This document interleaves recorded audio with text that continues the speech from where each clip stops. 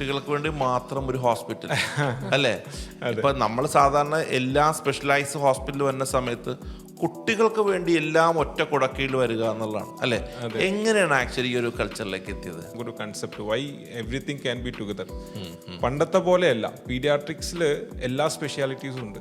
Paediatric neuro, cardiology, nephro, uro surgery, allergy asthma, paediatric surgeon, അങ്ങനെ എല്ലാ ഒരു 10-20 departments paediatrics ആണ്. കുട്ടികളുടെ ഒരു സൈക്കോളജിസ്റ്റിനെ കാണിക്കാന്ന് പറഞ്ഞു കഴിഞ്ഞാൽ പലപ്പോഴും ഇപ്പോൾ ഒരു ലോങ് ടേം വർക്ക് ചെയ്യുന്ന ഡോക്ടറായിട്ട് പോലും ഒരു 1 ഇയർ മുമ്പ് വരെ എനിക്കൊരു ചോയ്സ് ഇല്ല കൊടുക്കാൻ. നിങ്ങൾ ഒരു സൈക്കോളജിസ്റ്റിനെ കണ്ടുപിടിച്ചോളൂ എന്ന് പറയാനുള്ളൂ. പക്ഷെ now I have A choice.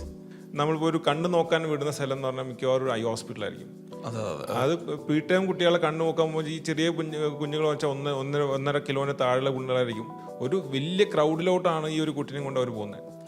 അപ്പോൾ അവർക്ക് ഭയങ്കര സ്ട്രെസ്സാണ്. അവിടുന്ന് വല്ല ഇൻഫെക്ഷൻ കിട്ടും. നമ്മൾ ഐസിയുവിനകത്ത് ആരും കയറ്റാതെ, ആരും തൊടാതെ, വീട്ടിനകത്ത് ഇവർ രണ്ടുപേരും മാത്രമായിട്ട് അല്ലെങ്കിൽ ഒരാളും കൂടി എക്സ്ട്രാ അങ്ങനെ നോക്കിക്കൊണ്ടിരിക്കുന്ന കുട്ടികളെ പെട്ടെന്നൊരു ക്രൗഡ് കൊണ്ടുപോയി തിരിച്ചു കൊണ്ടുവരിക എന്ന് പറയുമ്പോൾ ഭയങ്കര അൺകംഫർട്ടബിൾ ആണ് പാരന്റ്സിനെ സംബന്ധിച്ച്. അപ്പോൾ അങ്ങനെ പോകുന്ന സമയത്ത് വൈ കാണ്ട് all this people B under one roof so that പേഷ്യൻസിന് എളുപ്പമല്ലേ, അവർക്ക് ഒരു സ്ഥലത്ത് വന്നാൽ മതി.